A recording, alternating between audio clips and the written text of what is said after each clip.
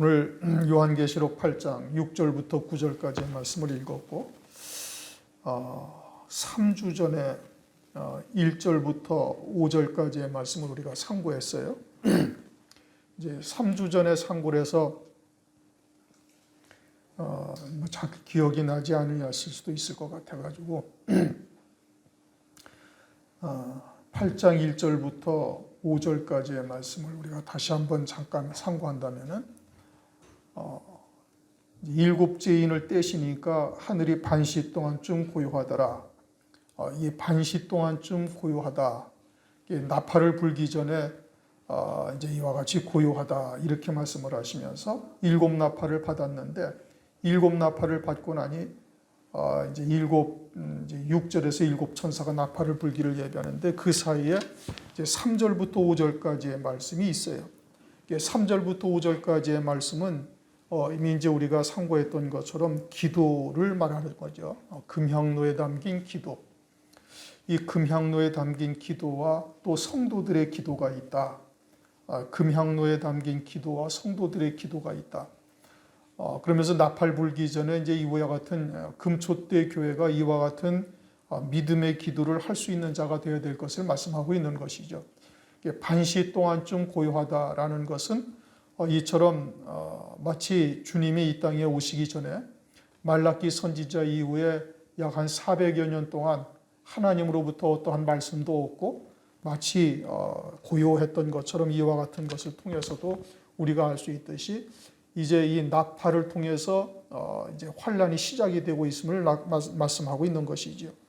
우리가 이제 이미 이전에도 상고했던 것처럼 인과 나팔의 관계를 우리가 충분히 이야기를 했는데 인과 나팔은 하나님의 나라의 이 환란을 통해서 이루실 하나님의 총론적인 내용들을 인을 통해서 말씀하시는 것이고 이제 그 강론의 내용이 이제 나팔을 통해서 우리에게 이제 계시하고 있다. 이것을 우리가 이미 이제 오래전에 상고를 하고 여러 차례 이제 이야기를 나눴던 것이죠. 그래서 이제 이렇게 일곱 나팔을 일곱 천사가 받았는데 6절의 나팔을 불기까지 3절부터 5절까지의 내용이 뭐냐? 이것은 이제 하나님의 자녀들로서 금초대 교회에 해당하는 성도들로 하여금 이와 같은 믿음의 기도를 할 수 있는 자로 세우시는 역사가 있다라는 것을 우리에게 계시해 주는 겁니다. 요한계시록을 우리가 이제 전체적으로 살펴볼 때에도 환란이 시작되기 전에 일곱 금초대 교회를 하나님께서 세우시고 그들을 양육해 가시는 과정을 먼저 말씀을 하시죠. 이제 그와 같이 나팔을 불기 전에 이제 환란의 강론으로 들어가서 시작이 되기 전에 이와 같이 택하신 자들로 하여금 금향로에 담긴 기도와 같은 기도를 할 수 있는 자, 또 성도로서 이제 예비처 성도들이죠.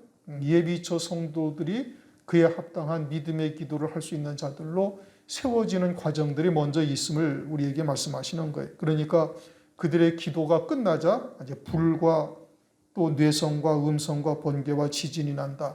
이게 불이라는 것은 하나님의 사랑의 불이죠. 환란이라는 것이 하나님의 사랑이신 것을 깨닫게 하시고 뇌성, 우레와 같은 소리죠. 그것은 하나님의 권능으로 그와 같이 이루실 것을 우리가 이제 확신할 수가 있는 것이고 음성은 그와 같은 때에 따른 말씀, 번개를 주신다. 그것은 하늘에 그와 같이 예비된 영광이 어떠한 것인지를 우리에게 깨닫게 하시고 그리고는 지진이 일어난다.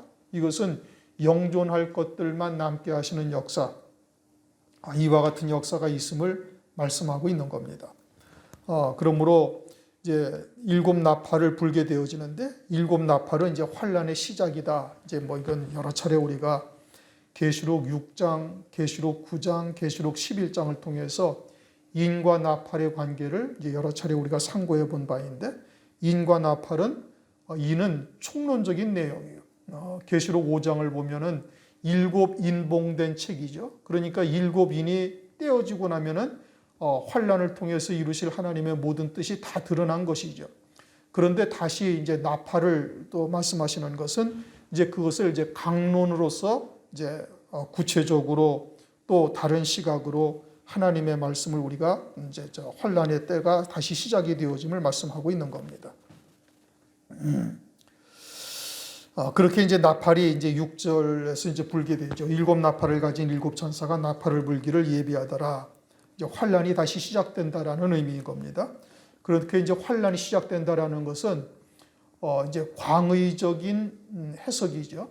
전 인류에게 이와 같은 적그리스도의 환란이 이제 시작되는 때를 말씀하는 것이고, 또 작게는 이제 우리들에게 먼저 환란이 시작되기 전에 이와 같은 하나님의 구원의 섭리를 깨닫게 하시는 이유는 우리 각자에게도 이와 같은 하나님의 말씀을 통해서 이루실 구원에 합당한 자들이 되어야 할 뿐 아니라 이와 같이 이제 나팔을 가진 자들로 세워질 수 있음을 말씀하고 있는 겁니다.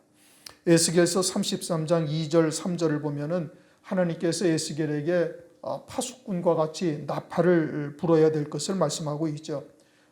파수꾼으로 이제 주의 종들 하나님의 사자들을 세우셔서 그들로 하여금 시대의 표적을 보게 하시고, 그리고 때가 임박함을 깨닫게 하셔서 이와 같은 나팔을 불게 하시는 겁니다. 그런 나팔을 통해서 이제 경고의 나팔을 불게 하시고 그들로 하여금 환란의 임박함을 증거하게 하시는 것이죠. 그리고는 이제 이 예언의 말씀을 받아서 우리가 증거를 하게 되어질 때는 이제 일곱 영으로 충만함을 입어야 되죠.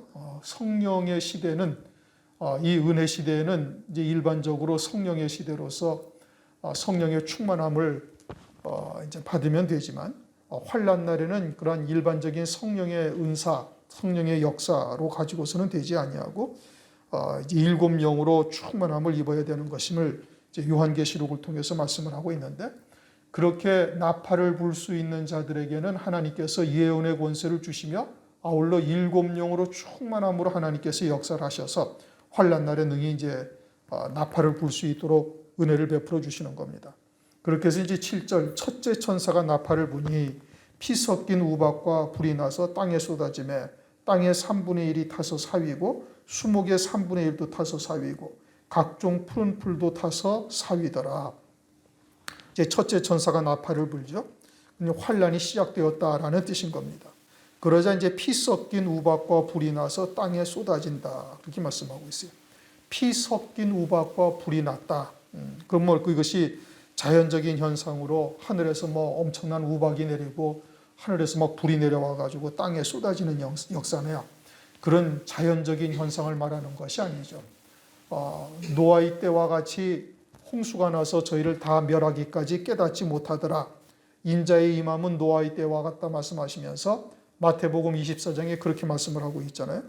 그러니까 이것이 실제 자연 현상으로 뭐 피 섞인 우박이 내려오고 막 불이 하늘에서 땅으로 쏟아지고 이와 같은 일은 아닌 것이죠. 이것은 영적인 현상이고 교회 안에서 이루어지는 일이다 이겁니다. 땅이라는 것도 인격체인 사람들을 말하고 있는 것이죠. 신자들, 성도들을 의미하는 겁니다. 그런데 피 섞인 우박과 불이라 하는 것은 하나님의 징벌적 재앙이다 라는 성격을 말씀하고 있는 거예요. 우박과 불이 하늘에서 내린다라는 것은 이것은 하나님의 자녀들의 심령 속에 일어나는 재해, 하나님의 징벌인 것이죠.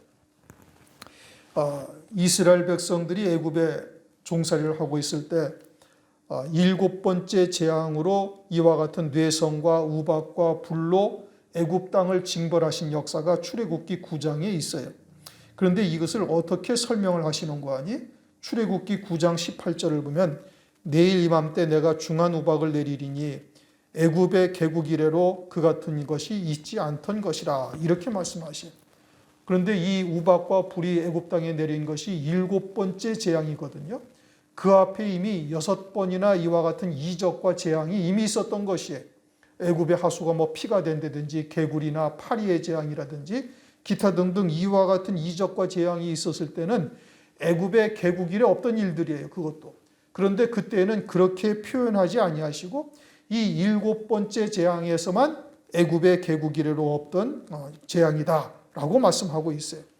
그와 같이 애굽의 개국 이래로 없던 이와 같은 재앙이다라고 말씀하시는 것은 창세 이래 없던 환란과 같은 성격을 나타내고 있는 것이죠. 계시해 주시는 겁니다.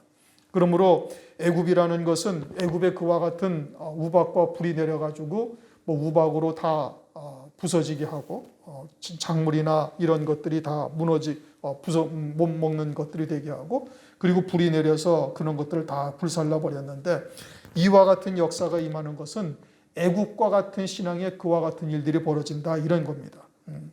그러니 그들에게는 다 이와 같이 우박과 불에 불살라지는 역사가 나타나게 되어지는데, 이것이 영적인 일이죠. 이게 육신에 해당되어지는 것이 아니고 영적인 일이에요. 그러니까 이와 같이 땅에 속한 신자들은 짐승표를 받고 육신적으로는 편안하지만은 이제 곡물도 매매를 할 수 있게 되고 육신적으로는 평안이지만 영적으로는 환란이 닥치는 겁니다. 아주 우박이 내리고 불 섞인 우박이 내려서 완전히 다 소멸되어지고 불타 없어지고 이와 같은 엄청난 재앙이 임하게 되어질 것을 말씀하고 있는 것이죠. 하나님의 징벌로 아주 영원히 멸망하게 되어질 것을 말씀하고 있는 겁니다. 그러니까 적그리스도를 등장시키셔서 하나님께서 그와 같이 땅에 속한 자들을 이와 같은 짐승표를 받게 하고 짐승을 경배하게 함으로써 그들의 영이 완전히 우박에 부서지고 또 불에 다 불살라지는, 피 섞인 우박과 불에 불살라지는 이와 같은 영원한 멸망이 되었다라는 것을 우리들에게 교훈하고 있는 겁니다. 환란이 시작되어지면 적그리스도와 그의 세력이 온 세상의 정사를 다 장악하고 휘두르게 되죠. 그럴 때 그것이 피 섞인 우박과 불이요, 그 적그리스도를 영접하고 짐승표를 받는 자들이 되어지면 이와 같은 영적인 죽음과 같은 징벌이 임하게 된다라는 것을 말하고 있는 겁니다. 그와 같이 피 섞인 우박과 불이 땅에 떨어져서 땅에 내리는데 땅의 3분의 1이 타서 사윈다. 이건 땅에 속한 신자죠. 육에 속한 신자. 빌립보서 3장 18절 19절을 보면은 여러 사람들이 그리스도 십자가의 원수로 행하는데 그들은 땅의 일을 생각하는 자다. 자기의 배만 위하고 그들이 이 땅에서 누리는 영광은 하늘나라에서 수치가 될 것이고 땅의 일을 생각하는 자다. 이와 같은 자들은 적그리스도가 등장하자마자 그 3분의 1은 그냥 그 즉시 짐승표를 받고 이와 같이 우박과 피 섞인 우박과 불에 멸망당하고 불태워지는 자들이 되어질 것을 말씀하고 있는 겁니다. 또 땅 3분의 1이 타서 사위고 그 다음에는 수목의 3분의 1도 타서 사위였다. 그렇게 말씀하고 있어요. 수목은 땅에서 열매 맺기 위하여 자란 나무죠. 그런데 영생의 열매는 하나도 맺지를 못하고 그저 잎만 무성한 무화과 나무와 같은 존재. 마태복음 21장 19절을 보면은 잎만 무성한 무화과 나무가 있죠. 그러자 주님께서 그 무화과 나무를 저주하니까 뿌리까지 말라버리죠. 이와 같이 잎만 무성한 무화과 나무, 또는 사사기 9장 15절의 가시나무, 또는 이사야서 5장 4절에서 말씀하시는 들포도나무, 이와 같은 것들을 말하는 겁니다.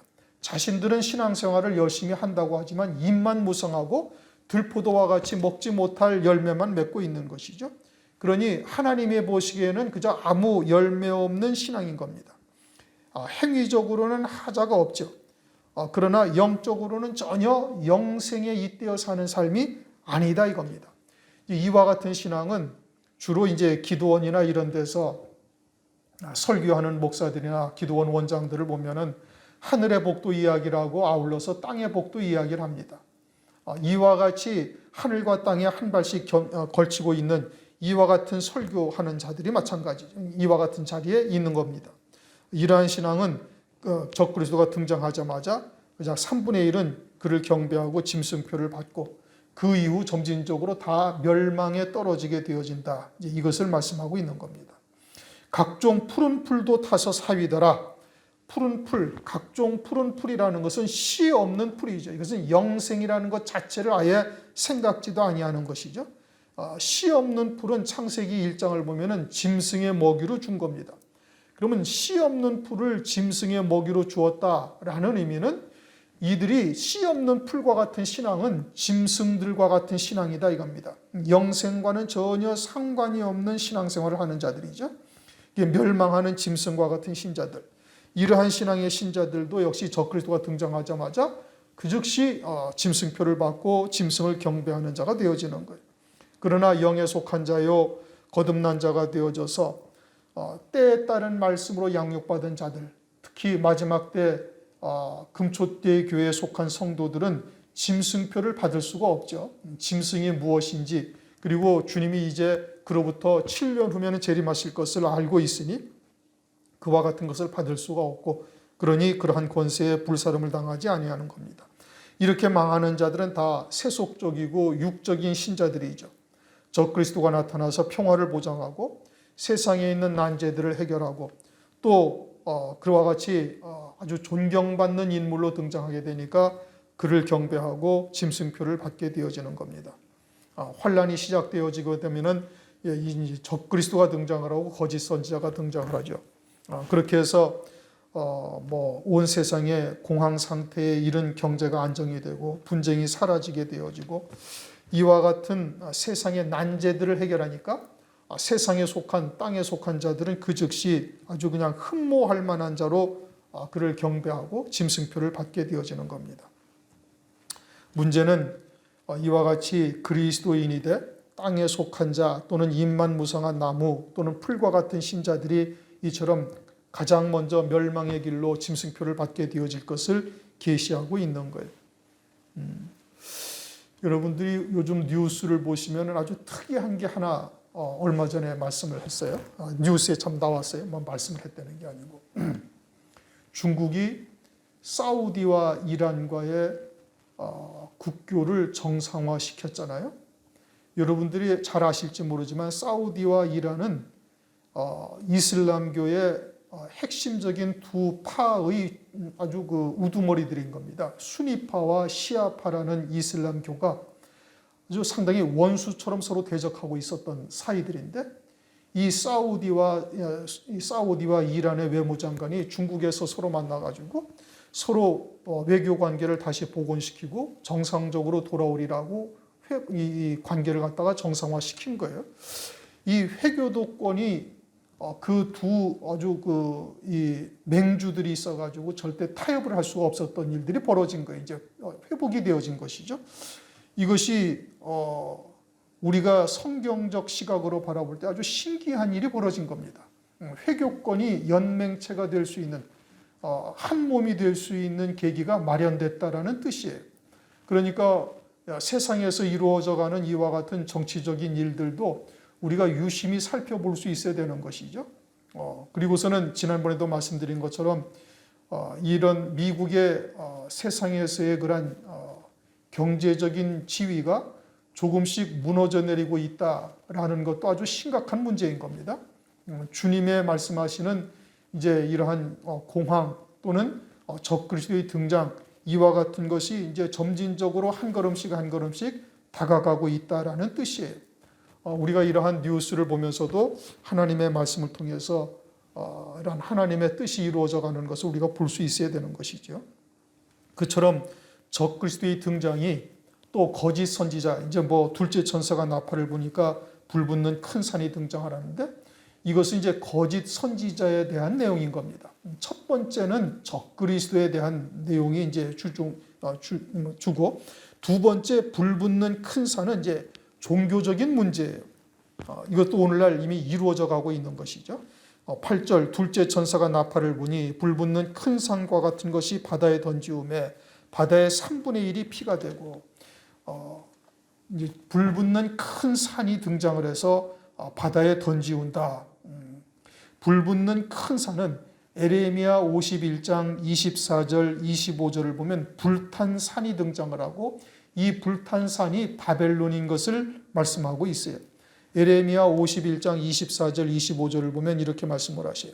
그들이 너희 목전에 시온에서 모든 악을 행한 대로 내가 바벨론과 갈대아 모든 거민에게 갚으리라. 여호와의 말이니라. 나 여호와가 말하노라. 온 세계를 멸한 멸망의 산아 보라. 나는 내 대적이라. 나의 손을 네 위에 펴서 너를 바위에서 굴리고 너로 불탄 산이 되게 할 것이니. 에레미야 선지자가 유대 나라의 하나님의 말씀을 선포하는데 바벨론에 멸망당할 것을 말씀하고 있죠. 그런데 이 바벨론도 하나님께서 불탄 산이 되게 하시겠다, 이 뜻인 겁니다. 바벨론도 결국은 멸망하게 되어질 것을 말씀하시는데, 이 바벨론이 불탄 산으로 되게 하신다. 불붙는 큰 산이나 불탄 산이나 이것은 같은 말씀을 말하는 것이고 그것이 곧 바벨론이다 이겁니다. 그런데 이 바벨론이라는 나라는 역사상 이제 세계 역사에서 사라졌죠. 그런데 여기서 바벨론을 말씀하시는 것은 에레미야서의 바벨론은 결국은 작은 바벨론이요. 이제 요한계시록에서 이 큰 성 바벨론에 대해서 말씀을 하고 있는데 이 큰 성 바벨론은 계시록 17장 5절에 등장을 합니다. 큰 바벨론인데 이 계시록 17장은 많은 물 위에 앉은 큰 음녀에 대해서 말씀하고 있어요. 이 큰 음녀가 붉은빛 짐승을 탔는데 이가 많은 물 위에 앉았다. 이게 종교의 지도자다 이겁니다. 많은 물이라는 것은 세상에 있는 종교로 하는 것들의 교리를 깔고 앉았다는 얘기죠. 이제 그 위에 종교계의 수장으로서 앉은 자가 이 음녀고 그가 큰 성 바벨론이다. 큰 바벨론이다라고 말씀하고 있는 겁니다. 그렇게 계시록 18장에 가면 이 큰 성 바벨론이 무너졌다라고 말씀하시고 이 큰 성 바벨론이 각종 귀신의 처소요 각종 더러운 영에 모이는 곳이요 더럽고 가증한 새에 모이는 곳이다. 그렇게 이 큰 성 바벨론에 대해서 말씀하고 있어요. 그러니까 바벨론이라는 것은 곧 음녀를 말하는 것인데 그것이 불탄 산이다. 불붙는 큰 산이다. 바벨론을 의미하고 있는 것이죠. 그런데 요한계시록을 해석하는 곳에서 이 바벨론에 대해서 잘못 해석을 해요. 타락한 도시다. 큰 성 바벨론은 곧 이제 미국이다. 뭐 이제 이렇게 해석을 하는 데가 대부분인 겁니다. 그러나 이것은 도시를 세상에 있는 도시를 말하는 것이 아니고 그것은 계시록 21장 9절에 어린 양의 아내를 거룩한 성 예루살렘이라고 말씀하시는 것을 통해서도 우리가 알 수가 있어요. 어린 양의 아내가 거룩한 성 예루살렘 일반 도시를 말하는가? 그것을 말하는 것이 아니죠. 그러니까 어린 양의 아내를 영적으로 거룩한 성 예루살렘이라고 말씀하셨듯이 음녀를 큰 성 바벨론이라고 말씀하시고 그것은 장차 불붙는 큰 산이 되어질 것을 말씀하고 있는데 이와 같은 불붙는 큰 산이 곧 음녀요 배도한 교회를 말하고 있는 겁니다.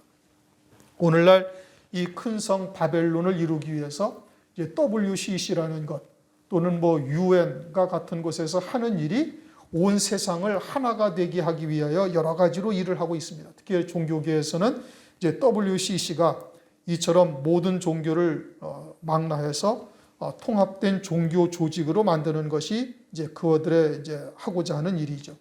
실제 이제 이와 같은 일들이 오늘날 벌어지고 있고, 이러한 종교 조직을 이제 만들어가고 있는 것이 오늘날 이제 우리가 알 수가 있는 겁니다. 그래서 환란 날이 되어지면은 이러한 세계의 종교의 모든 조직이 하나가 되어지는 거예요. 그것이 불붙는 큰 산이다 이겁니다. 불탄산이 되어지는 것이죠. 오늘날 우리가 알듯이 세계 종교 협의회라는 WCC라는 곳에서 교회 일치 운동을 벌이고 있어요. 천주교가 주가 되어져서 이제는 감리교나 또는 루터교나 또는 장로교나 이런 데들이 다 그와 같은 일들을 하고 있죠. 종로 5가에 가면은 100주년 기념관이라는 곳이 있는데 그 통합 측 교단에서 세운 기독교 100주년 기념관의 건물이 있어요. 그 건물에 가면은 WCC 지부가 있습니다. 그러니까 통합 측 교단에서 주축이 되어져 가지고 이제 이와 같은 일들을 장로 교단에게 지금 계속 일을 하고 있는데 이와 같이 종교 하나 되기 운동을 벌이고 있는 것이죠. 또한 서구 사회는 이미 이제 차별금지법과 같은 이런 법을 만들어서 예수 그리스도만이 구세주가 된다라고 주장을 하면은 이와 같은 것은 이제 소수의 인권을 무시하는 것이 된다 해가지고 처벌받도록 이렇게 법이 제정이 되어 있고 우리나라도 이제 그와 같은 법을 제정하려고 지금 계속 노력을 하고 있죠. 그러니 이와 같은 것이 제정이 되면 이제 기독교를 탄압하는 수단으로 이것이 이제 바뀌어지게 되어지는 겁니다. 그러므로 이 큰 불붙는 산, 이것은 오늘날 이제 태동이 되고 있고 어느 정도 그 일이 이제 진행이 되고 있는 겁니다. 이런 불붙는 큰 산이 바다에 던지움에 바다의 3분의 1이 피가 되고 이제 그러한 영적으로 죽이는 역사가 있게 된다 이거죠. 피가 3분의 1이 피가 된다라는 것은 영적 생명을 잃게 되어지는 것을 말하고 있는 겁니다. 이 바다라는 것은 무슨 태평양 바다나 일반 대서양 바다가 아니죠. 여러분들이 이제 7절부터 12절까지를 쭉 보면은 첫째 천사가 나팔을 불면은 땅에 쏟아져요. 땅에 속한 신자들을 말하는 것이고, 둘째 천사가 나팔을 불면은 바다에 불붙는 큰 산이 던져지죠. 셋째 천사가 나팔을 불면은 큰 별이 강들의 3분의 강에 떨어져서 숭물이 돼요. 또 넷째 천사가 나팔을 불면은 해, 달, 별들의 3분의 1이 침을 받아서 어두워진다 이겁니다.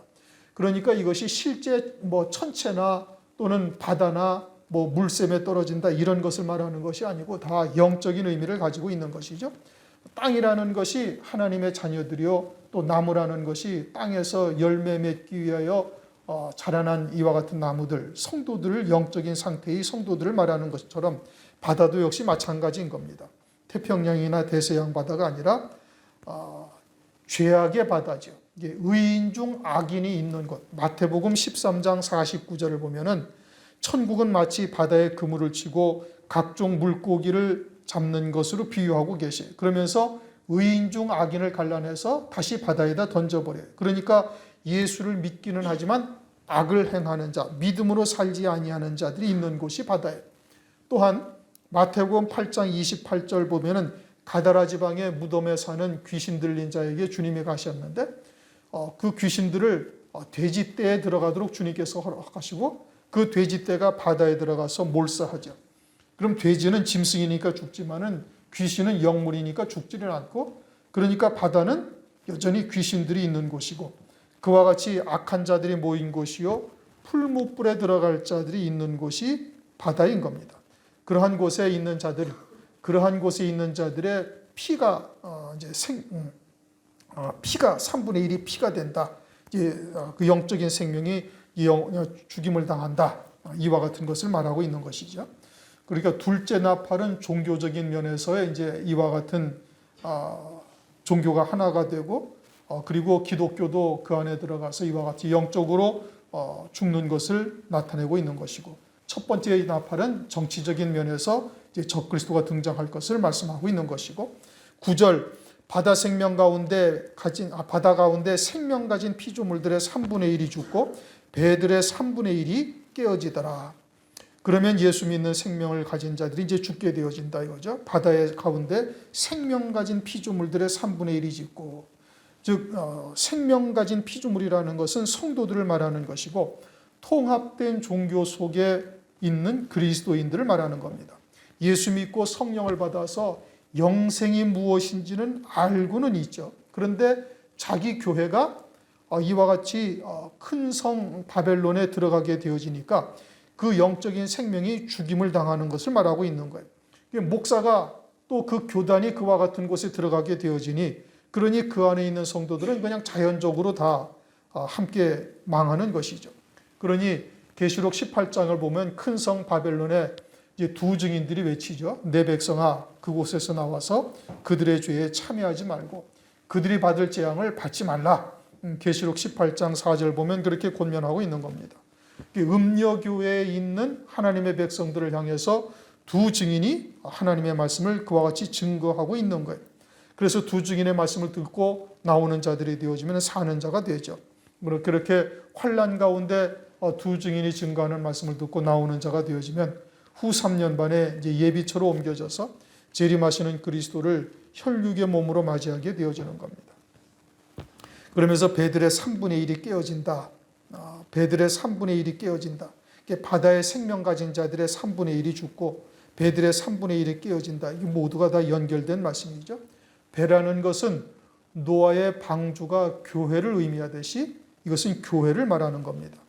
죄악의 바다에서 복음을 듣고 구원받은 교회인데 그 교회가 3분의 1이 깨어진다. 교회 중 3분의 1이 통합된 종교 조직에 들어가서 파괴되는 것을 말하고 있는 것이죠. 바벨론의 하나가 됨으로 파괴되는 것이 그런 것들이 이제 환난 날에 이루어지게 되어지는 겁니다. 요한계시록의 말씀을 깨닫지 못하게 되어지면은 적그리스도나 거짓 선지자에 대한 분별을 할 수가 없는 것이죠.